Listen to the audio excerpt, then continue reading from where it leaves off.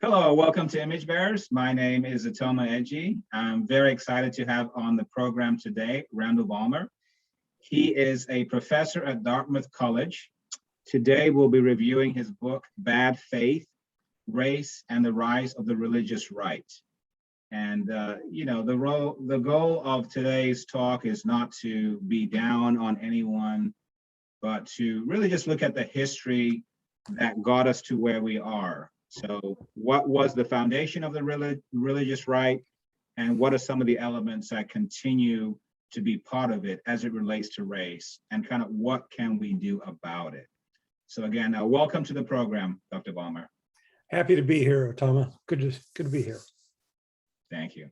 Well, our first question, just for our viewers, can you please share a little bit about yourself, and also what inspired you to write this book? Because I know you've written other books, and this is a little bit of a shorter one. So, kind of what inspired this one? Well, I want it to be a short book, frankly. I'm very happy with the book because Sure. it's easily digestible to, I think, most folks. Background, I grew up as an evangelical, and I still, in many ways, identify with that movement. Although I have all sorts of qualifiers when I begin to get into the weeds about that. But my father was a minister for 40 years in the Evangelical Free Church of America, and I honor both his ministry and his memory. He was a formative influence in my life, and I'm very grateful for him and for his ministry. So what got me interested in this book is that having grown up as an evangelical in what I call the evangelical subculture in America, I was a little astonished to begin hearing in the 1980s that opposition to abortion was what motivated evangelicals to become politically active in the 1970s. And in the 1970s, I was very much embedded, again, in what I call the evangelical subculture. I was a student at Trinity College in Deerfield, Illinois as an undergraduate, graduated in 1976, and then I worked for Trinity Evangelical Divinity School in the latter years of the 1970s, and while I was doing an MA in church history at the school. And so again, abortion just wasn't part of the conversation. And so when I began hearing that abortion was what got people interested in politics, it just didn't make sense to me. And so I began to try to figure out what were the real origins of this movement. Okay, and we'll talk about that as we continue. Sure. So one of the things that you discuss in your book was a meeting that you attended. This was in 1990. This was the 10-year anniversary of Ronald Reagan's anniversary of being elected to the presidency. And it again forms kind of like the backdrop of your book. So can you please share about that pivotal meeting and why it's important to you? I was at that time, I was out of graduate school. I was teaching at Columbia University, where I taught actually for 27 years before coming to Dartmouth. And I got this invitation to attend this meeting about the religious right and the origins of this movement. And I was debating at the last moment whether I would go or not, because I was busy teaching and I was, had a young family and so forth. And I decided at the last minute to go. And so here I go to Washington, D.C. I find myself in a hotel conference room with about 30 people, all men, by the way, all white men, by the way. And it turns out that this gathering was convened to celebrate the 10-year anniversary, as you said earlier, of Ronald Reagan's election to the presidency. Well, I hadn't celebrated 10 years earlier, and I wasn't about to celebrate 10 years later. But here I am in this room, and it's a kind of who's who of the religious right. Paul Weyrich was one for sure. Paul Weyrich, who's really the architect of the religious right, the conservative activist. Donald Wildman, the founder of the American Family Association that conducted all these boycotts against network television for their content and so forth. Ralph Reed, head of the executive director of the Christian Coalition. Carl F.H. Henry, the founding editor of Christianity Today magazine. Ed Dobson, who had been one of Jerry Falwell's lieutenants in Moral Majority. And here I am, and I'm trying to figure out why I was invited. And I think I've kind of figured it out now, but it took me a long time to figure that out. And here I am in this gathering. In the course of the first meeting, the first session, Paul Weyrich, who, as I said, is the architect of the religious right, made this impassioned speech. And he said, let's understand the origins of this movement had nothing to do with abortion. Mm. What got us going as a political movement was the defense against the Internal Revenue Service when the IRS began coming after our institutions, evangelical institutions, because of our racial policies.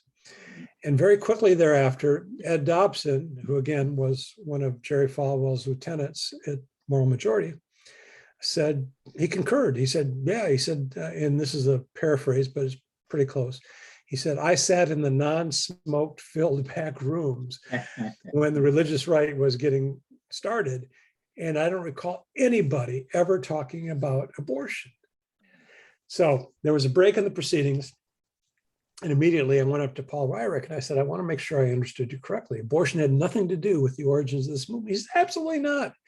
He said, I've been trying since the Goldwater administration in 1964 to get these people, evangelicals, involved in politics. He said, I tried the school prayer issue. I tried the pornography issue. I tried the women's rights issue. I tried abortion. Nothing got their interest. Mm-hmm. Until the IRS began coming after their schools mm-hmm. in the 1970s. So that set me on a multi-decade quest to ascertain the true origins of the religious right. And I can say without fear of contradiction, that abortion had nothing to do with the origins of the religious right. Mm-hmm. Can you share briefly about, I know that was a Bob Jones University that sparked the birth of the religious right. Can you share a little bit about that, what was going on at the time? Sure, yes. Well, Bob Jones University, of course, had been founded back in 1927, explicitly as a whites-only institution. Bob Jones Sr. and Jr., for that matter, believed that, in effect, racial apartheid was dictated by the Bible. It's you could support it from the scriptures. What God has separated, let no man bring together, kind of. Yeah, well, may who knows? Ham and all that stuff. I know. It's amazing how people cherry pick the Bible to confirm their prejudices. Correct. What's happening? So Bob Jones University had a long history, as you know, of racial exclusion. Right. And what happened was that the background for this whole issue was a court decision, not Roe v. Wade, but at the district court for the District of Columbia in a case called Green v. Connolly. Mm.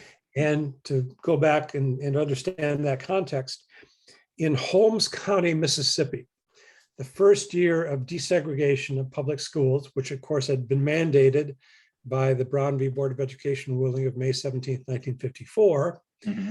the number of white students in the public schools in Holmes County, Mississippi, dropped from over 700 to 28. The second year of desegregation in Holmes County, Mississippi, the number of white students in the public schools dropped to 0. They're fleeing. I'm sorry? They're fleeing.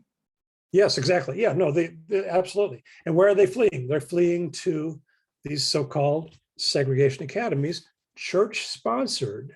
Mm-hmm. And what was happening at the same time as the whites are fleeing the public schools in Holmes County, Mississippi, 3 whites-only segregation academies, church-sponsored, I'm embarrassed to say, applied to the IRS for tax-exempt status. And a group of parents in Holmes County, Mississippi said, wait a minute, this isn't right. So they filed suit. That suit was joined with another suit. It has long judicial history. It eventually finds its way into the courtroom of the District Court for the District of Columbia.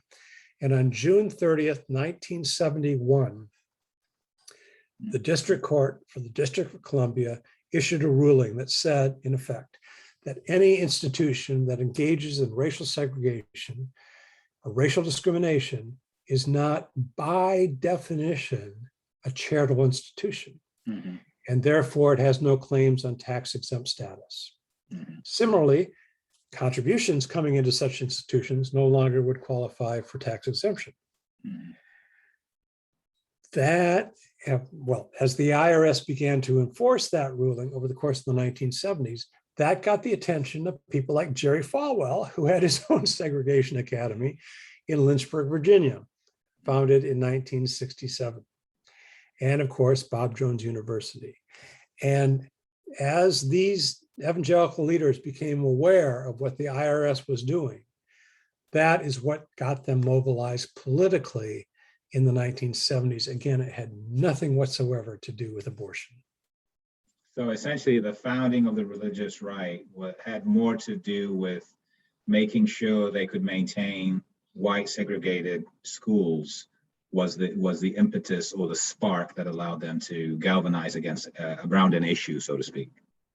Absolutely. I mean, to state it plainly, the religious right mobilized as a political movement in defense of racism.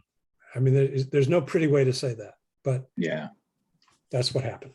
And it is what it is. It is what it is. But the question that we'll look at as we continue going is whether or not it has remained that way. Has it repented? Has it gotten better? We'll look at that as we go in our discussion. I think that's what I think is perhaps more important for us right now in this time in history. So thank you. Sure. Yeah. So in your book, you kind of talk about evangelical, the term. So for those that may not be aware, Sure. what would be like a textbook definition? I know many people have variations. What would be like a textbook definition? Well, I'm not sure it's textbook, but it's my definition.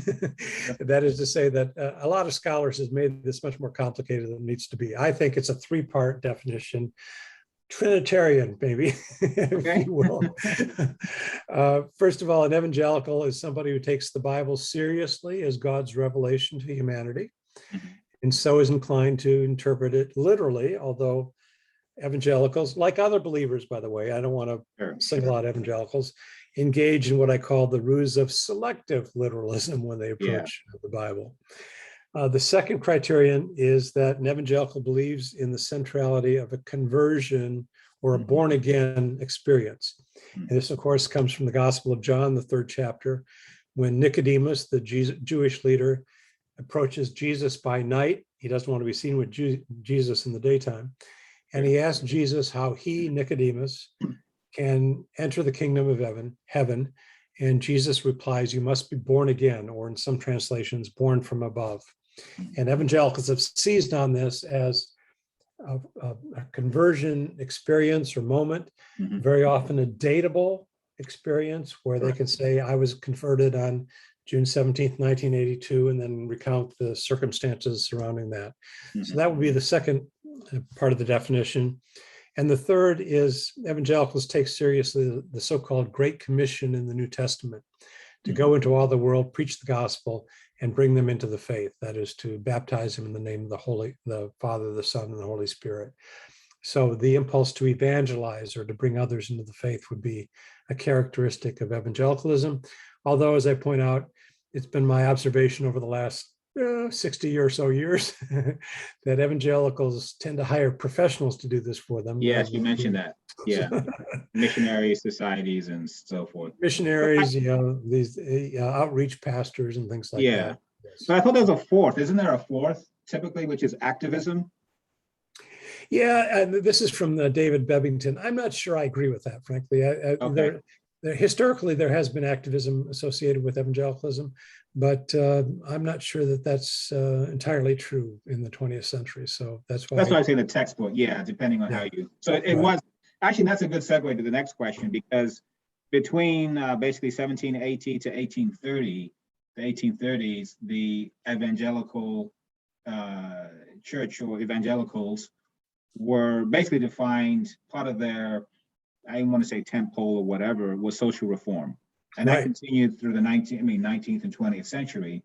So I guess just on that note, can you share about some of those Sure. different social reforms? Because I think now, to your point, I mean, we're looking at a 3 and maybe 4, but 4 would be more historical. Like that's how they were. Now 3 maybe. Right. So if you can maybe just share about some of the things they kind of focused on in the 1780s, 20th century, so forth. Sure. The Second Great Awakening really was, in many ways, the formative moment for evangelicalism in America. And what comes out of those series of revivals is a sense that we need to reform society according to the norms of godliness. And this really animates evangelical activism for certainly the antebellum period, but even into the 20th century. So you have evangelicals who were active, for example, in various peace crusades in the antebellum period. I've even run across an instance of an evangelical organization devoted to gun control. I saw that in your book. I was like, wow.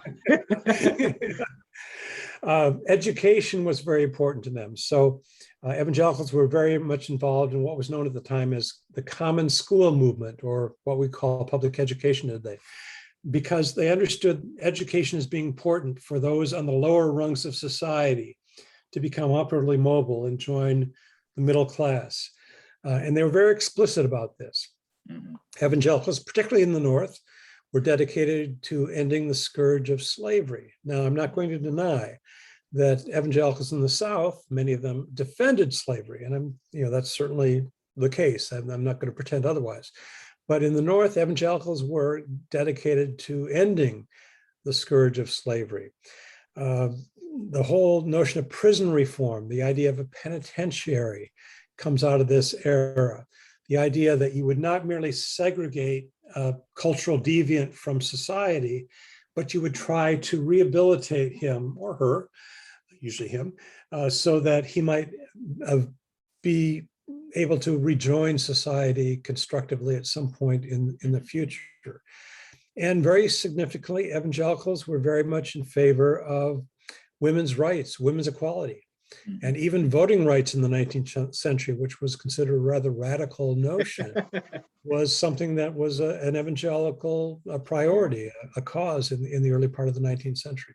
And toward the 20th century, as the turn of the 20th century, many evangelicals were in favor of the rights of workers to unionize, for example, to the underlying idea would be the dignity of labor, but evangelicals were supportive of that sort of thing.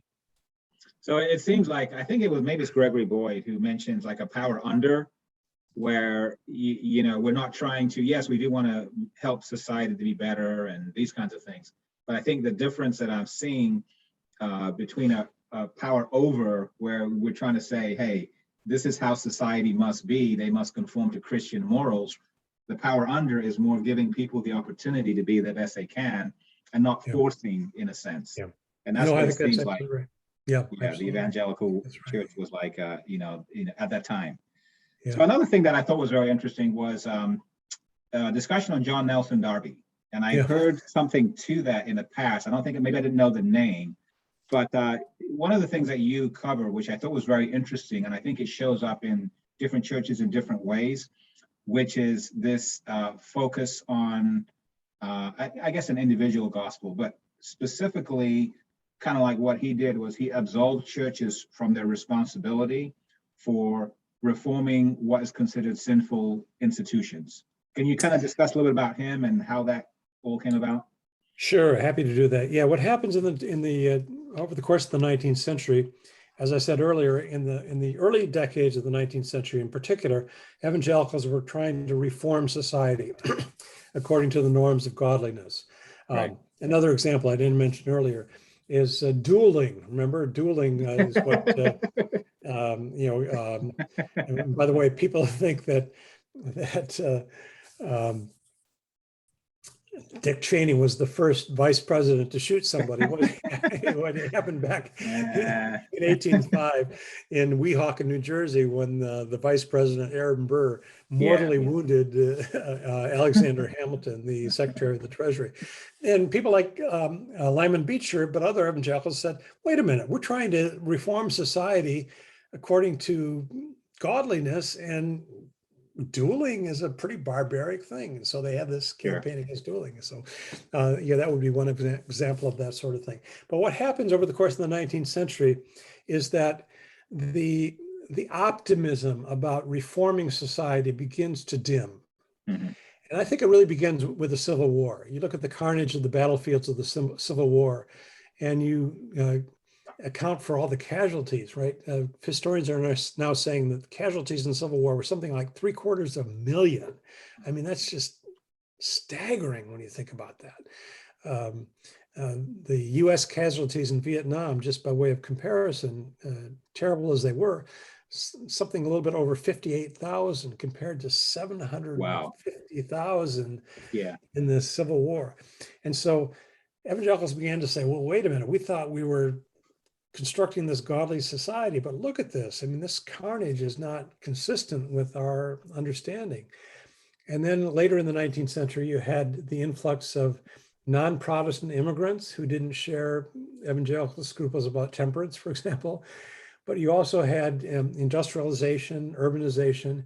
And so what happens is that in the waning decades of the 19th century, evangelicals are beginning to say, wait a minute, we thought we were constructing this godly society, but it's not turning out very right and very as we'd hoped.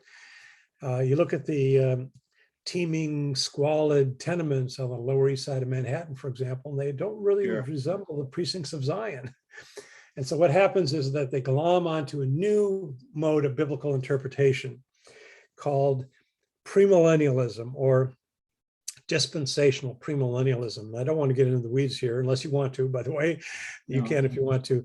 But what premillennialism said is that Jesus is going to return to earth at any moment, not after we build this godly kingdom.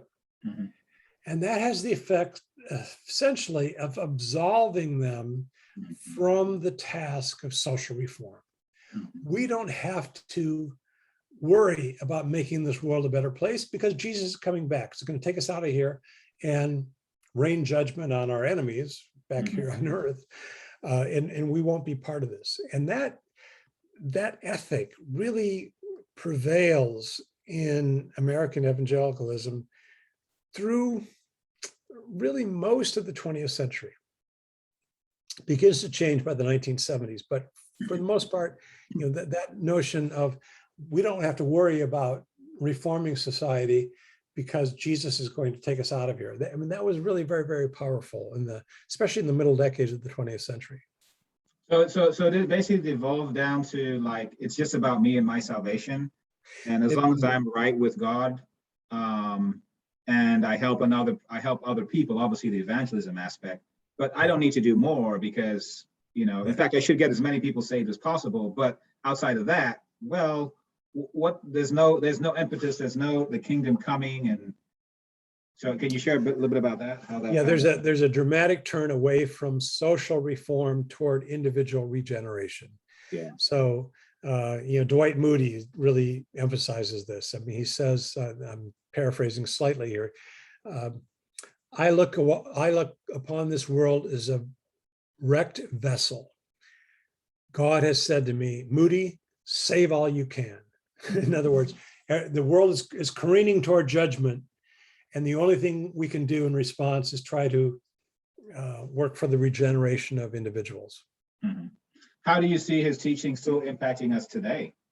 Well, I think it's still there. I mean, Darby specifically, Darby. Yeah, I think you have an odd situation today. We have a lot of evangelicals who, if you ask them, are you a premillennialist? That is, do you believe Jesus is coming at any moment? They would say, yeah, we are.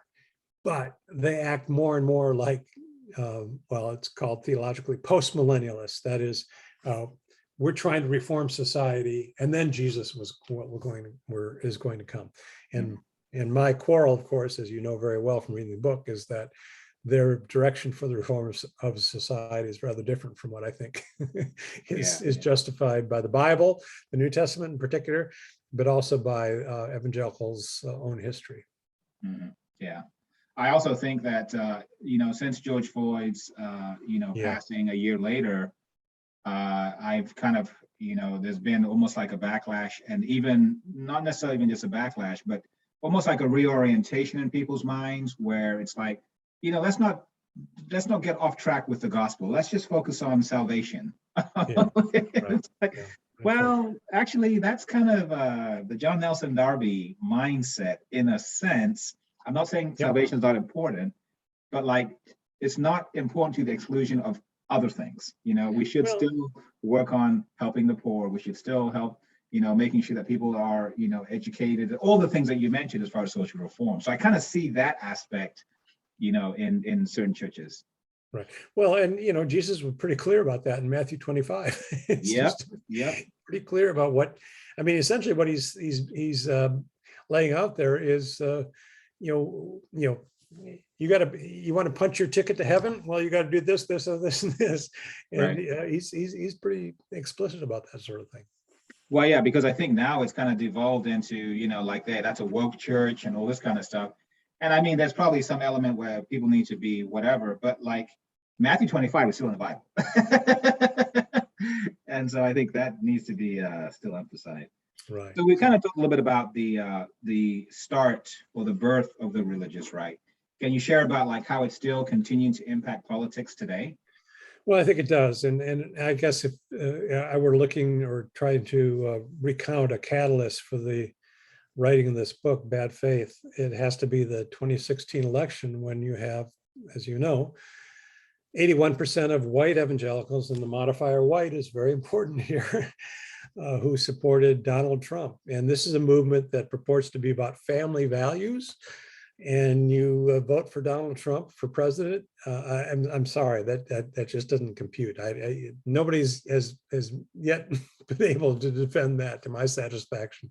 How a movement that is purportedly about family values would turn around and support Donald Trump in 2016, let alone in 2020, after everything we saw over the course of his presidency. It just doesn't compute with me. Yeah, I remember looking at the exit polls and I was just astounded because it was exactly that. It seemed like, and again, just looking at Democrats, Republicans, but that is a Democrats would be more liberal in a sense, and then white conservatives, even from the percent you just mentioned, would be more on the Republican side. And the exit polls basically were on the Democratic side. They were more concerned with, I want to say it was like race and then COVID, I think were maybe the top two. I forget the exact percent. Yeah. And then on the conservative side, it was more like, I think first was like the economy, and then I think it was like after that it was like safety or something like that. I could probably double check, but it was like so yeah, it doesn't compute. It really doesn't compute, and that's in fact, as I said, that's one of the reasons I wrote the book, was try to figure out for myself. Yeah, and I think part of the reason I wanted to have you on the podcast was exactly that, because yes, things may have started however they started, but if there's repentance, all things are good in the sense of learning, and that really should be the stance of everyone, for an individual and for an institution. But when we see that those things are still continuing, and then we're going to wonder, hey, how come society is still the same? Well, these are some of the reasons, because we haven't addressed some of the root issues that have brought us to where we are and continue to be part of the gangrene, of some of our religious culture. So. Yeah, exactly. Okay, so right now we have what's considered like single issue voters, where the reason they would vote for a particular candidate is because they support abortion to the exclusion of everything else. So what would you perhaps share based on your knowledge about how the religious right was started, plus other factors that come into play, as far as you can't just pick one issue to the exclusion of anything. What would you say to voters that would only? Yeah, it's a good question, and I'm sure I'm decided minority in this, but I've always viewed more abortion as a moral issue rather than a legal issue. And what I mean by that is that the only thing that both sides of the abortion issue agree on is that making abortion illegal, rather, pardon me, making abortion illegal is not going to materially affect the incidence of abortion. Yeah. So if you really are serious about limiting abortion, and I think, and by the way, I think that's a worthy goal. Yes, I agree. I don't quarrel with that. But if you're really serious about it, you need to change the moral climate. One way I put it sometimes is that I have no interest in making abortion illegal. I would like to make it unthinkable. Mhm. And that is a very, very different approach. And so, I don't question the motives or the integrity of those who are trying to, kind of march in the anti-abortion cause. I'm very sympathetic with it at some level, but I really question the wisdom of that approach. It seems to me that we have to change the moral climate in this country if we're going to do anything serious about limiting the incidence of abortion. And that also means making contraception more available to people, so you don't have women facing that terrible choice. And I also don't think we should minimize the fact that that is, for many women, a terrible dilemma that they face about whether or not to have an abortion. So I guess I want to recast the whole issue, not so much as a legal issue, but as a moral issue. And the other thing is, I guess I'm a libertarian on this point. I don't think that the government should have any jurisdiction over gestation. I don't. I mean, I think, and there's plenty of historical and theological support for that sort of position. And by the way, as I point out in the book, when the Roe v. Wade decision was handed down, many evangelicals applauded that decision. And one of the people who spoke on that issue was, believe it or not, James Dobson, who acknowledged that the Bible had nothing to say about that issue. And in fact, evangelicals were justified to regard the zygote as something less than fully human. So there are all sorts of ironies in this issue. I think that the big thing is it's a lot more nuanced than people make it out to. And I think making it very simple without understanding history, without understanding, I would say even other biblical precedents. And I think even seeking to understand the heart of God, obviously, and some of the ways that he has shown himself in the way that he's acted towards others in different scriptures in the Bible. There weren't laws that were enacted. It was more, and I agree with you, more appealing to the heart, the morality of each individual to make their choice. And I think you're right to make it unthinkable that, this is not where people would want to go, because there's many other options, there's many other things that, could be done. So thank you for that. Yeah. So as we come to a close, what advice would you give to the religious right? And obviously that's kind of like what your book is about to a degree, but what do you feel like the religious right needs to do biblically to address how race has played a role in its creation and continued existence? So how would you go about trying to help the religious right? Because I think your book does a great job of kind of like laying it out so it's clear, like this is how it started, this is how it's continuing. But like say if they said, okay, you know what, great, we're gonna employ you, we've read your book, what do you recommend we do, curriculum, action, blah blah blah, over the next year or whatever, what would you recommend? Actually, I'm kind of thinking about writing a book about that too. So we'll see. Don't forget my royalty. Right, that's right. Well, I think the shortest sentence in the book is probably repentance is good for the soul.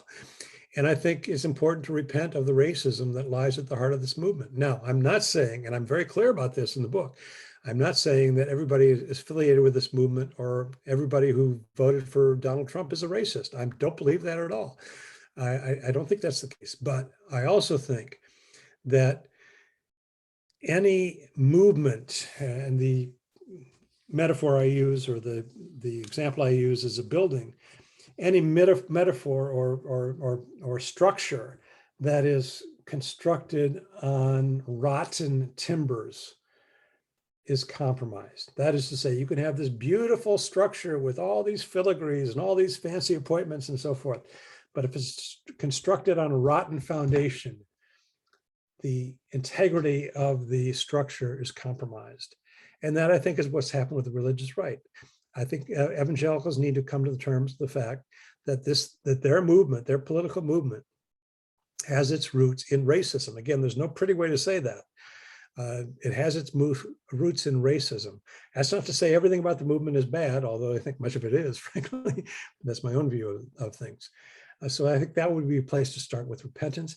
I also think it's important, as I at least implied in the book, for evangelicals to understand their own history, to understand that they really have a kind of remarkable, very remarkable, I agree. History of concern for those on the margins of society, and to reclaim that and understand that that's very different from supporting massive tax cuts for the affluent, for example, for the 1%, as Bernie Sanders calls them. That's a very, very different approach toward politics. And I also think it's appropriate to look for some new heroes within this movement, role models. Jimmy Carter, I mean, I say this in part as out of self-interest. I wrote a biography of Jimmy Carter, Yes. but I think Jimmy Carter is a worthy evangelical example of how one should function in the political realm. Now, I'm not fully defending him. I think he had a lot of real challenges when he was president. But if you look at his life, particularly his post-presidency, it's really quite remarkable. Very true. And he's a good example. Another example, and this is probably the next book, I hope, is Mark Hatfield, Republican senator from Oregon, who retired from the Senate in 1966, an evangelical, a Baptist, man of strong evangelical religious convictions, who in many cases, in most cases probably, found himself toward the left of the political spectrum. And I think he too is a worthy example. And so those would be some of the things I would say about how evangelicals could reclaim their prophetic voice. And I guess the other observation I'll make, and this is as a historian of religion in North America, is I think the most effective religious movements in American history have always been on the margins of society and not in the councils of power. I think once you begin to Constantinized. I'm sorry? Constantinized. Yes, exactly. Right. I mean, once you begin to lust after political influence, I think you lose your prophetic voice. And I think that's certainly what's happened with the religious right. And I would counsel them to move back to the margins of society and to retain their integrity and regain their integrity so that they could speak with a prophetic voice. Yeah, I mean, just maybe adding to that is, if the objective is for more people to be spiritual, and if that's what the religious right wants, I think if they are to study history and understand, when Constantine, the church was Constantinized, my words, then the church died it never totally died, but it lost a lot of what made it so strong prior to that. So I think, yes, as a historian, from what you're sharing, I think if this is a religious rights goal, as you said, studying history, different parts, but I think that inflection point is a pivotal one, because it seems like the religious right has a good intention in terms of trying to help society to be better, at least on the surface, let's just give it that. But like the way it went about it is just power, it never fails to corrupt, especially at that level. So. Well, and again, you have to, in part, judge a movement by the people it associates with. And if we're talking about Donald Trump, I mean, again, just sorry to hammer home the point. I mean, one of the things I learned growing up as an evangelical is you tell the truth, right? You don't lie. According to independent sources, over the course of the 4-year presidency, Donald Trump made over 30,000 false or misleading statements. What happened to the whole idea about false witness telling the truth? I know. So second last question, there's been a number of books that have come out recently. Jesus and John Wayne, Yep. Recovering from Biblical Manhood and Womanhood, The Great Sex Rescue, The Color of Compromise, The Very Good Gospel by your friend Lisa Sharon Harper, your own book, Thy Kingdom Come. How do you think these books have impacted the conversation and maybe dialed up the heat to try to change things? What have you noticed from your vantage point? I'm probably not the right person to ask, because I don't track these things very well. I have to say, I hope I can express my aspiration. I hope very much that they have if not altered the conversation, at least informed the conversation about these issues. But as to the real impact, I'm not sure that I can answer that question. I want to say yes. My book made the difference. We've changed the world. But again, I also think that's part of the prophetic voice, is that I'm not comparing myself to the Hebrew prophets or anything of that sort. I'm not that immodest. But that's part of the conversation, is to speak, to try to speak the truth, and I've tried to do that, and these other folks have tried to do that as well. Yeah. No, thank you. So how can people learn more about your books? Obviously Amazon, I would think, but also your ministry. How can people learn more about you? Well, I'm an Episcopal priest, as you probably know. I do a lot of supply work. I no longer have my own parishes. I did for a couple of years, for many years actually. But so I do supply work at various places. And I have a website, www.randallbalmer.com, and people can learn about me there, I suppose. But especially buy the book. Yeah, no, it's a very good book, and it's, I think, 141 pages or something like that, and it just gets straight to the point, covers some very important items, and I think it's a great segue maybe to Thy Kingdom Come, and your other books, maybe the one about Jimmy Carter and so forth. So thank you. Oh, thank you. I do have some heavy topics, some pretty intense conversations on my podcast from time to time. So I do try to end them out with a little bit of humor, and obviously just trying to get to know some of the guests that come on the program. So Sure. I have a lightning round. All right. So, Dr. Randall Balmer, what's your favorite type of food? Mexican. Okay. Anything specific in the? Oh, pretty much the hotter the better. Spicy. Okay. All right. Good deal. What's your favorite film or series? Oh, goodness. Oh, my. Film series. Oh, I would probably go back to something like Butch Cassidy and the Sundance Kid, or The Graduate, or I'm showing my age. Or I use it in my class when I teach on the 60s, All the President's Men. I think it's a really wonderful film. So that goes back a long time. I'm an old man. Have you seen The Chosen? I don't know if I've seen the movie, but the book, I love the book. Yeah. There's a series, it's a TV series about Jesus and the apostles and their life and so forth.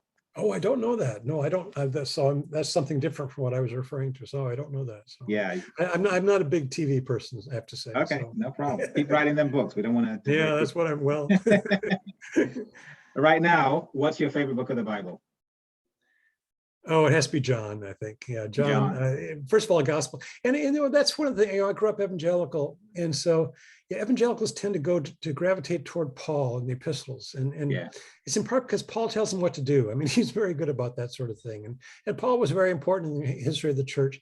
But I've come to really see that if we take seriously the notion that Jesus is the Word of God. Now, Protestants, evangelicals talk about the Bible as the Word of God. But if you take John 1 seriously, it is Jesus who is the Word of God. And I began to take that seriously. And John is wonderful. John is kind of mystical, Yeah, yeah. so I love the Gospel of John. Yeah. No, I love John too. That's an awesome book. All right. Who's your favorite Bible character? Peter. Peter, because he's so human. I love Peter because, and the Catholics, of course, say that Peter is the rock, and on this rock I'll build my church and so forth. I think that's an utter misinterpretation of that.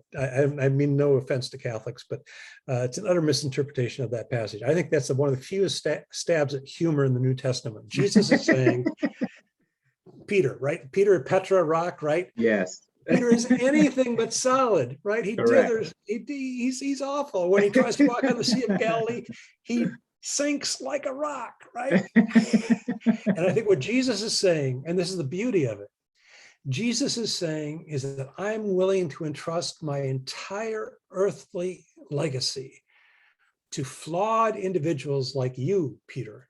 It's beautiful. Because you're spineless, you're hopeless, and I love you, right? And Peter obviously he's my favorite character. That's awesome. That's awesome. Outside of the Bible, what's your favorite book or author? Oh boy, I don't know. That's a tough one. One of my favorite authors is Joan Didion. I love Joan Didion. Okay. I love her writing, but she's just and her writing has influenced my own writing, I have to say. I love her sense of irony and juxtaposition. And so Slouching Towards Bethlehem, a series of essays, I just love that. I used my course on the 60s. I used that course on that book. So I like that. So I'll stick with, I'm sure if I thought about it longer, I can come up with other ones, but that just popped into my mind. That's awesome. What book do you think everyone should read in the next 12 months? Bad Faith. Second book. And not that goodness. That's a great question. I don't know. Maybe I'll add the title that I might have used in the previous question. The other book I love is A River Runs Through It by Norman Maclean. About fly fishing in Montana. So yeah, maybe that one, but that's an old one. So okay. I'm not sure about anything. Have you read A Burning in My Bones about Eugene Peterson, Montana? No, I haven't. No. Yeah, Dr. Wynn Collier. Very good.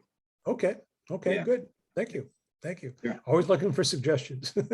I think you would like that one. I think you'd like it. What would you say is the most important theological book in the last 50 years? Theological book? Yeah, these questions get easier. Theological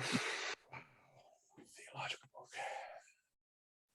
You know what? I'm gonna say a book by one of my college mentors, which hasn't gotten a lot